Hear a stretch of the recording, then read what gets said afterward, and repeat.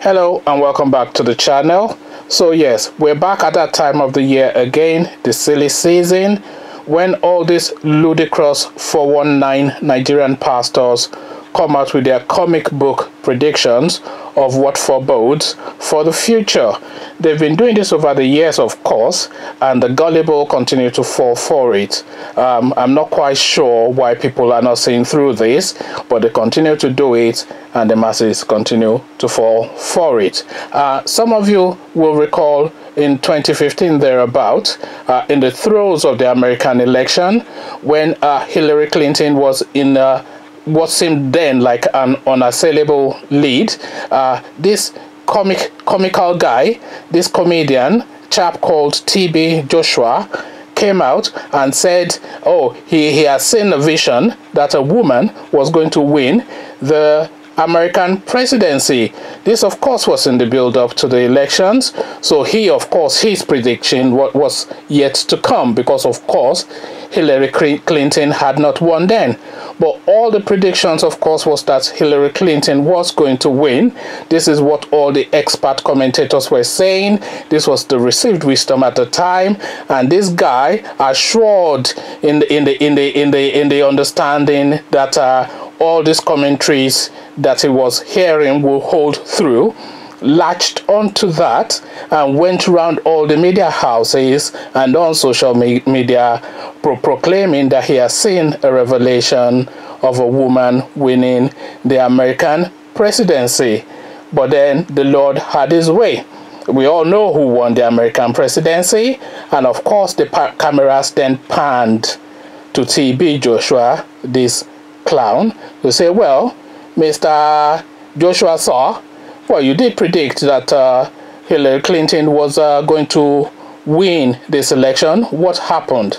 And this guy, the funniest thing you've ever heard, he said he did not say a woman was going to win the elections. He said a woe man, a man of woe. And Donald Trump, of course, is a man of woe, a man with woolly hair. And of course, Donald Trump had woolly hair. So this really is a direction of travel of these so-called predictions. So a lot of these predictions that is going to come out of these 419 pastors is going to be along the lines of, oh, there's going to be some disasters happening in the nation. Of course, disasters will happen in the nation in the course of a 12-month span. So it doesn't need a soothsayer to see that. And then they will also crucially predict that Buhari would win the election. And this is a very easy prediction to make, because Buhari has shown all the indications that he's not really going to hold an election. He's just going to reaffirm himself in back into office, and the whole thing is a charade. The INEC is filled with his relatives.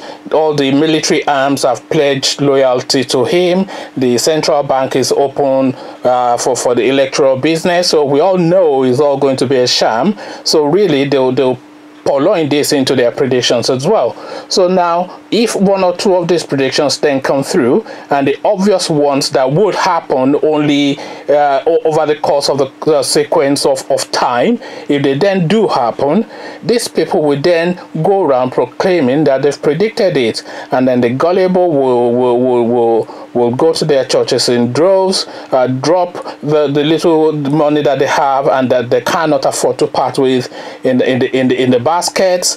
The pastors will buy another jet and grow fatter. The congregation will continue to starve, and that really is the story of the Nigerian prophet.